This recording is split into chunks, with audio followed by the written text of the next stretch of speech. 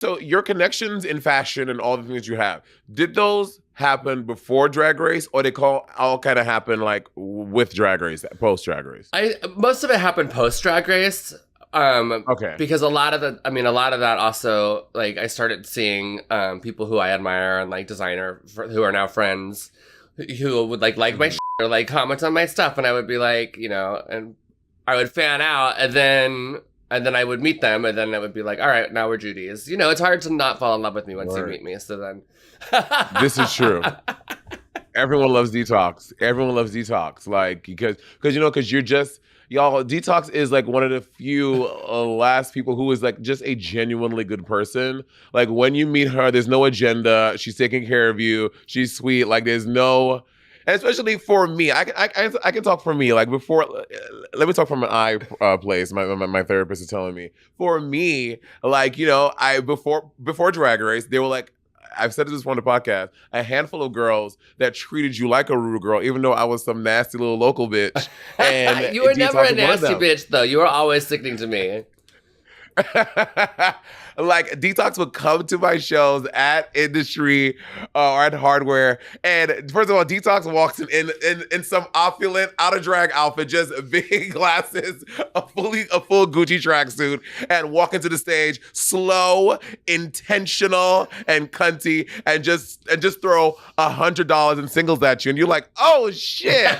So Detox was always taking care of the girls before Drag Race, and it's just because again, when you're trying to get on the fucking show and you see girls who are legends in Drag Race and they come and they're like, all right, bitch, I see you. That validates your shit so much. Well, I'm just obsessed with you and I loved you.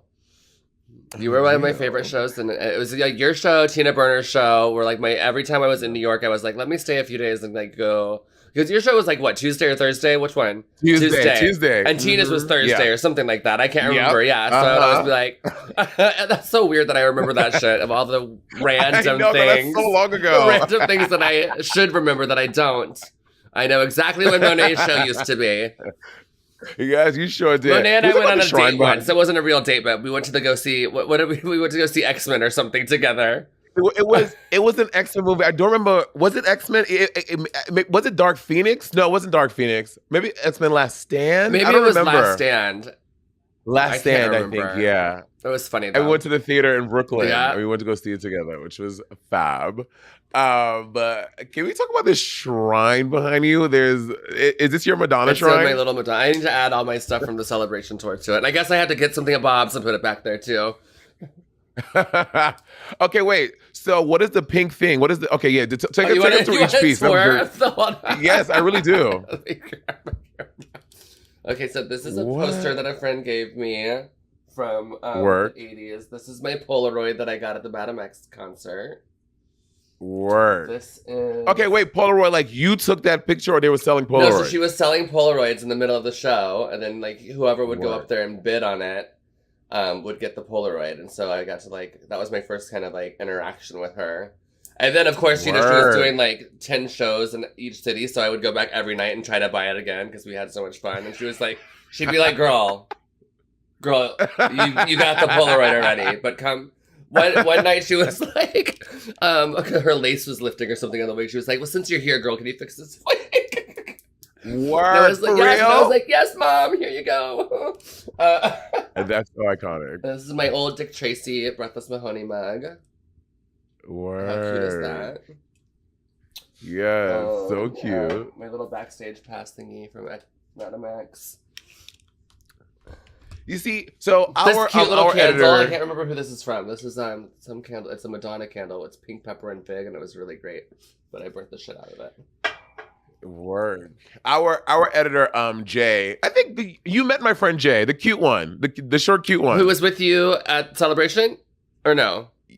No, he wasn't. That was Ty's my sister. No, you met Jay a long time ago. You're like, Jay, cute. Probably. He's also a big Madonna fan. He's been to every Madonna concert ever. He's like obsessed with Madonna. And he was saying like this celebration tour, the one, yeah, the drop the Bob was on was no different.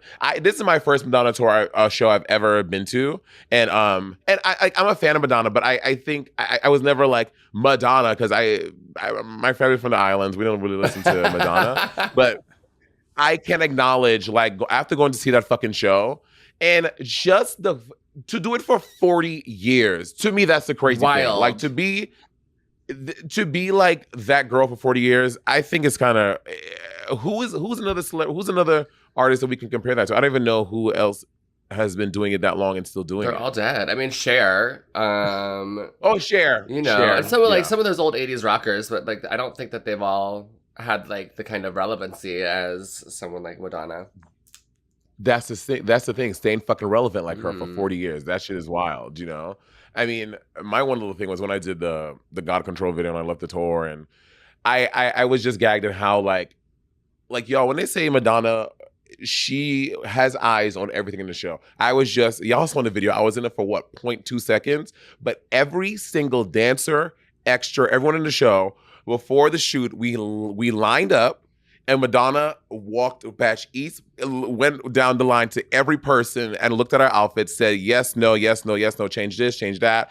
Like every person. Like it wasn't like some assistant or the director. It was her looking at everyone's outfits, everyone who the camera would touch and approve everyone's outfit live in color. I was like, this is crazy. I was gagged at how. I was on the couch. I was on a cruise. I was working some cruise during that video, and they called me to come and do it. And I was like, my sister was with me, excuse me. And we were like, how do I get a helicopter off of this fucking boat? Get me off of the ship. You're like a Meryl Streep in Devil Wears Prada. She's like, get me home. But I was so excited to blink and see you. That 0.02 second cameo caused me so much agita with fucking Murray. There was and Peter. Another Rue girl in it with you too, wasn't there? Or am I Carmen Carrera. Mm-hmm. We were both there. Yeah.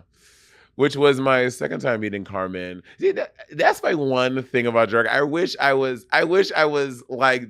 did the Alan Chuck's cruises with all y'all girls. Like that era Drag Race feels so legendary, and I just wish I was a Rue girl then just to be part of that world. It was wild. It was it was for sure a different time. But it was also like, you know, nobody knew what the fuck they were doing. So everyone was still, it was still like a total experiment on everyone's end. Like all the new drag managers, all the producers of the big parties, all the like that, you know, the cruise thing. The cruises were fun, but it was also so much. So much. My God, because the fans would just follow you back to your cabin and then like knock on your door randomly and like try to hang out, and I'd be like, bitch. And then come in like, you know, you'd be like hungover and sweating and eat like at the buffet trying to eat before you get caught, and they'd just be like take that pic and coming up for selfies and shit, and you're like, I'm gonna throw up, get out of my face. Oh yeah, that does seem that seems like that would be a lot. Because in my mind, like they had like the queens had like a special roped off section or corridor that they would. Oh no! They just had y'all exposed to the elements. Yes, baby. No. So something that we had talked about a little bit on the last one that I wanted to just say it here was you and Naomi were at Roscoe's and y'all were talking about the new season and seeing like your friends on the show and like doing it up. And I mean, because sometimes I see it online and stuff. People are like, I want Detox. Detox, come back on the show. Would you ever do Drag Race again? I will say I'll never say never, and I do kind of have an itch to do it again, and I haven't had one in a long time because for the longest time after All Stars 2, I was like, fuck them, never again. I'm good. But you know, seeing Roxy on it and say like having so much time pass, and then like, you know, I think where everyone's always constantly evolving, and I think it's. And the camaraderie of the workroom and like being with a bunch of other queens is always so fun for me. So I don't know if maybe, we'll see how long it goes. I am enjoying that they're switching up the format a little bit here and there. I always wonder, Dee, because you have, you know, you're so family oriented and you have the beautiful home and stuff like that. Would you ever, or are you into children? Like, would you have your own kids? No. Oh. No, no. For a while ago, like I don't know, when I was younger, I could always kind of see myself with like a partner and like a couple kids and how cute that would be. But honestly, like being so close with my sister and my brother and like being able to spend time with their kids, I'm like, I'm kind of cool just being like the weird eccentric aunt. Got it. I'm cool because I get to spoil them and then none from your loins. Right. I had my tubes tied. I mean, I feel like if Detox, you'd be you would be like the cool mom on the block. You would be you're the cool mom. I mean, I am mother, and I am. Yeah. You are. You know how I am on tour and everything. I'm definitely like a fucking mom, and I enjoy that. But I like I feel like I like to do that with everyone else, and then everyone else's kids, and then be cool.